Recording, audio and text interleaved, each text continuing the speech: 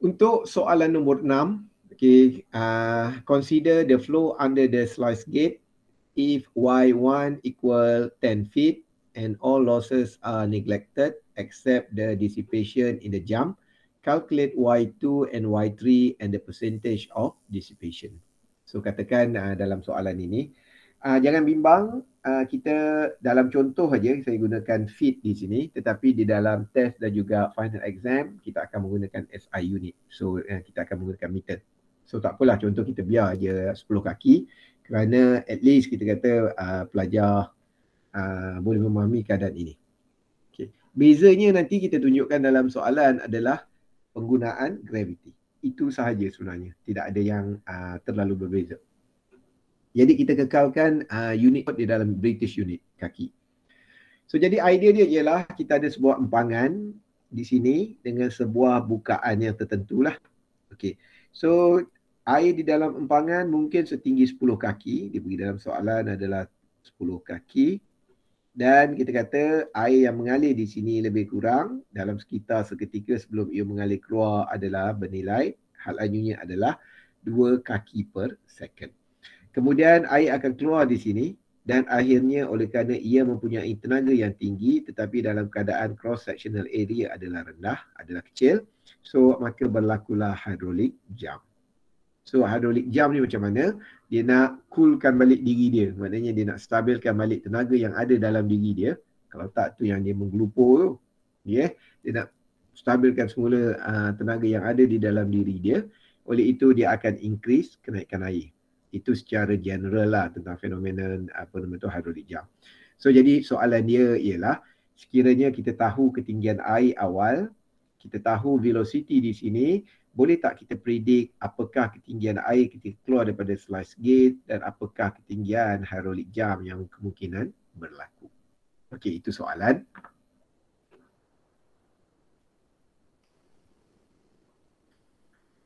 Okey, kita pergi kepada jawapan. Pertama sekali saya harap pelajar dapat melukis free body diagram. Walaupun kita kata ini bukanlah berkenaan dengan daya atau sebagainya, at least pelajar dapat melukis mula permasalahan yang diberi kerana kemungkinan soalan tidak diberi dengan gambar rajah. Kerana perkataan sluice gate ni macam mana air keluar, macam mana hydraulic jump berlaku, kita kata very common di dalam tajuk open channel. So maksudnya pelajar perlu at least boleh melukis seperti ini.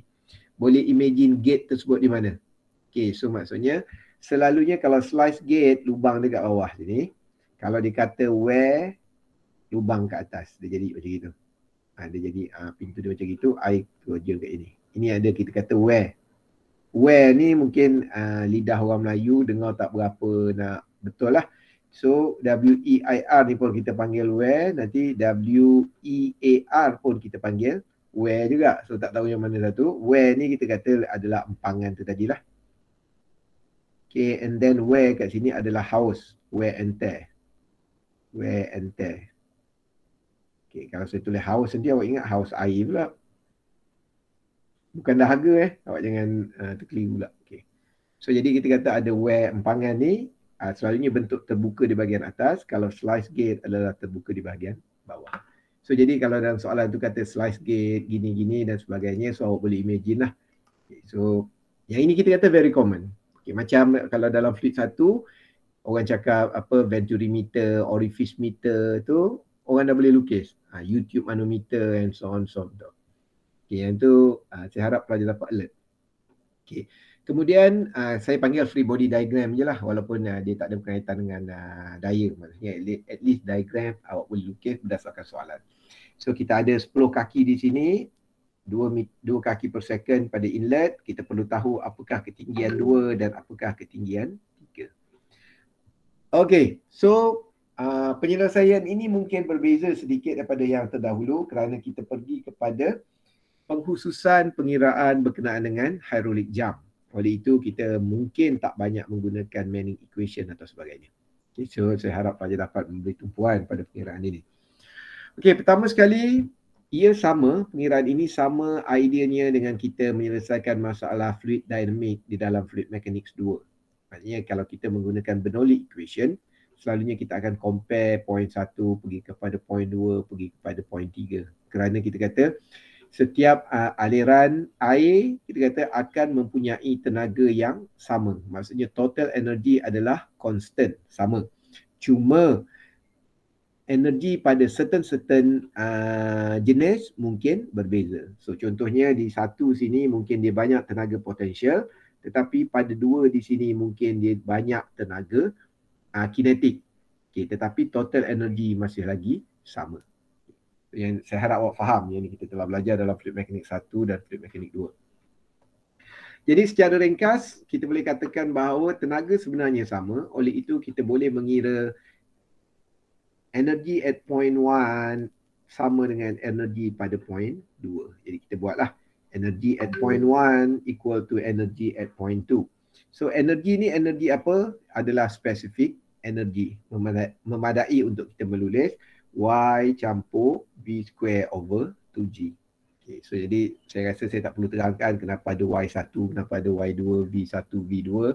Hukum dia sama je, sama dengan Bernoulli. Kalau Bernoulli kita ada P over rho G campur V square over 2G campur Z. So ini asalnya oleh kerana pressure adalah atmospheric pressure, oleh itu kita tinggal V square over 2G campur Z. So inilah yang jadi V square over 2G campur Z. Cuma kita nyatakan nilai Z tersebut di dalam bentuk Y. Okay. Jadi kita masukkan nilai. So oleh kerana nilai diberi dalam bentuk British unit 10 feet, kalau awak nak tukar kepada meter per second pun boleh juga. Kalau tak tukar pun tak apa, tak ada masalah. Okay, kalau tak tukar, kita masukkan Y adalah 10, velocity adalah 2. So 2G adalah 2 darab G. Cuma awak kena faham, apabila awak menggunakan British unit, nilai gravity bukan 9.81 lagi. 9.81 adalah meter per second square. Maksudnya acceleration of gravity kita kata sama dengan 9.81 meter per saat kuasa 2. Tetapi apabila ditukar kepada bentuk British unit, dia menjadi 32.2 kaki per second square. So jadi saya harap pelajar alert, kalau ada British unit, gunalah gravity 32.2. Saya harap pelajar dapat ingat yang ini.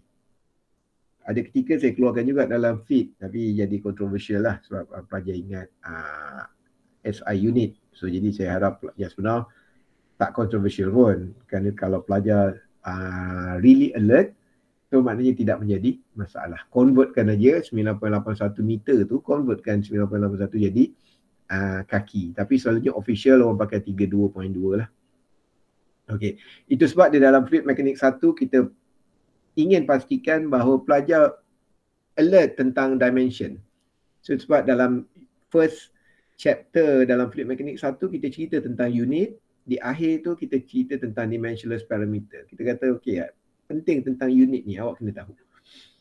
Okey, berbalik kepada soalan, daripada energi yang kita ada, kita boleh buat equation 1. Kerana apa? Rumus di sini tidak selesai.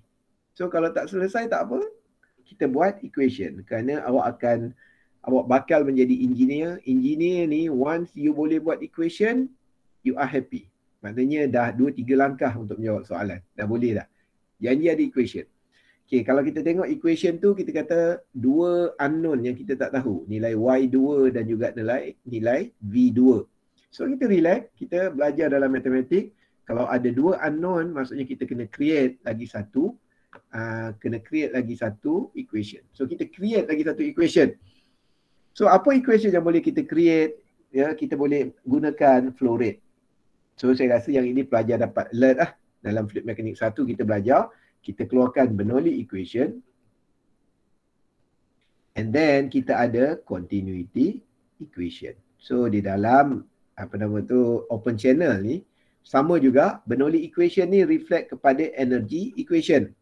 Okay, kita tak pakai Bernoulli kerana kita kata tak ada function pressure tu. So jadi kita ringkaskan, so kita gunakan nama sebagai energy. Okay. Dan continuity kekal sebagai continuity kerana apa? Dia adalah nilai Q. So walau apa pun yang berlaku, so kita mengatakan bahawa flow rate akan tetap sama. So rumus flow rate apa? A darab V. So jadi kalau point 1 dengan point 2 kita ada AV lah. Okay.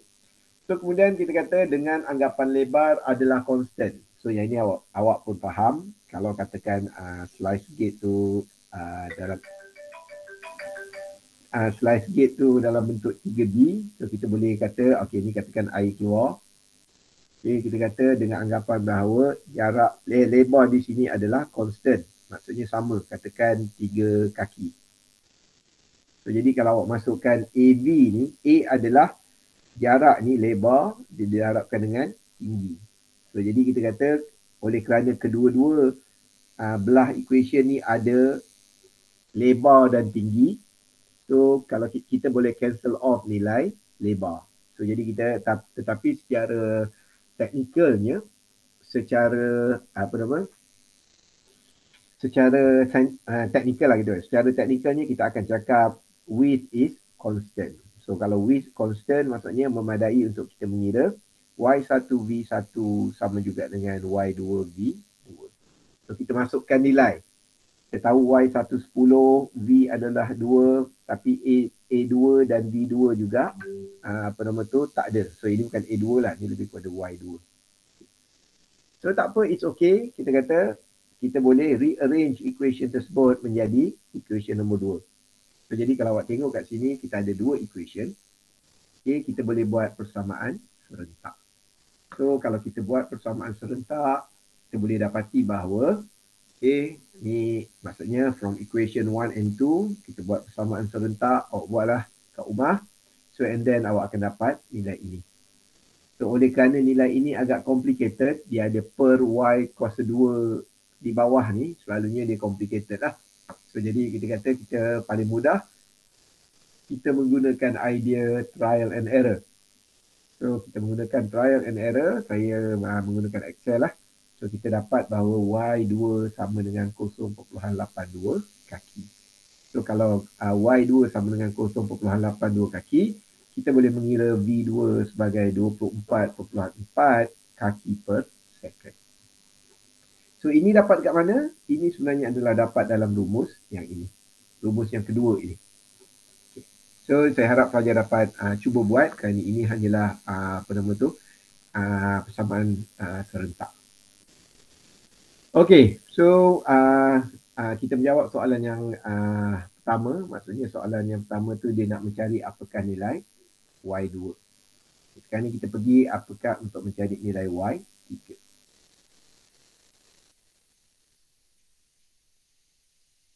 Okay, so untuk mencari nilai Y3, kita perlu faham Y3 berlaku setelah ataupun air naik setelah berlakunya hydraulic jump. Oleh itu, kita kata ada rumus khas untuk mengira perkara tersebut. Kita tak boleh nak menggunakan dengan cara yang pertama tadi. Kita start kira energi, kita start kira flow rate. So, kenapa kita tidak boleh mengira perkara tersebut? Kerana hydraulic jump dikira sebagai losses sebenarnya. So maknanya hydraulic jump ni kita kata dia akan menggunakan tenaga yang ada pada air untuk create fenomena hydraulic jump. Oleh itu, kita kata total energy, kita pun belajar dalam fluid mechanics 1.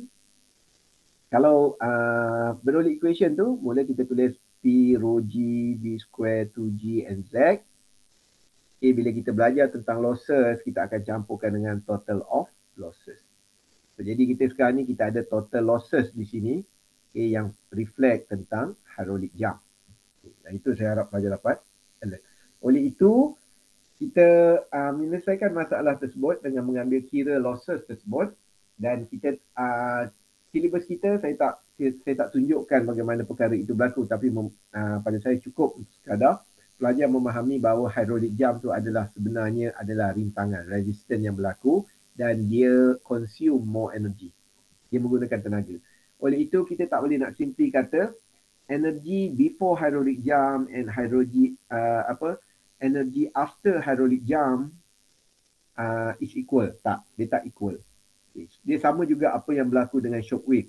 Saya rasa pelajar telah ambil fluid mechanics 2, ada belajar shock wave kan. So kalau belajar shock wave, kita kata kita tak anggap energi tu equal kerana shock wave adalah resistant. Jadi saya harap pelajar boleh hafal gambar raja ini. So maknanya boleh buat screenshot pada video nanti. Boleh hafal kedudukan ini dan sila hafal rumus ini. Saya besarkan rumus ini kerana apa? Saya lebih suka penggunaan rumus penulisan dia adalah seperti nombor 2, iaitu kita ada 1 campur 8F plot number 1 kuasa 2 dalam kurungan 1/2. Maknanya dalam kurungan kuasa 1/2 tolak 1. Ada setengah buku dia pakai rumus yang sama, cuma dia letak kedudukan negatif 1 ni kat depan. Nanti lama kelamaan pelajar ingat 1. Okay. Yang itu saya harap pelajar dapat alert lah. Okay. Saya prefer untuk rumus yang bawah. So ini kita kata adalah rumus yang digunakan untuk mengira energi yang berlaku pada before and after hydraulic jump. Okey, cuma dalam kes ini, kita nyatakan ini sebagai Y2 dan ini sebagai Y3. Jadi maknanya kita tukar je lah kedudukan ini, so dia akan menjadi seperti ini. So, kita ada 2Y3 over Y2 dan seterusnya. So kita lengkapkan rumus tersebut. So yang paling mudah kita boleh mengira plot number pada point 2, iaitu V2 over GY2 square root. Masukkan nilai, sekali lagi saya ingatkan, gravity untuk keadaan British unit adalah 32.2. So kita dapat plot number sama dengan 4.75. Kita masukkan di dalam equation, kita boleh dapat Y3 sama dengan 5.11 kaki. Oleh itu, kalau kita mengira energi, kita tahu bahawa energi sama dengan Y campur V square over 2G. So, jadi kalau kita mengira energi untuk 2, kita masukkan parameter nombor 2. So, maksudnya Y2 dan 2. So, kita masukkan dan kita boleh dapat ia sekitar 10.06 kaki. So, ini had laju. Ini adalah energi yang berlaku pada point 2. Kemudian, kita boleh mengira energi yang berlaku pada point 3. Okay, dan kita kata kita perlu untuk mengira had laju. So, had laju kita boleh kira dengan menggunakan ideal flow rate. Okay, di sini saya harap pelajar dapat alert. Kerana jangan nanti cakap, flow rate ni ada ada hydraulic jam ni dia tak sama. Tak. Flow rate tak kira lah apa masalah, dia mesti sama. Kerana hukum kadar alir dia akan sentiasa sama pada inlet dan outlet. Kerana kita selalunya membincangkan berkenaan dengan air ataupun water lah. Yang dia kata air pula.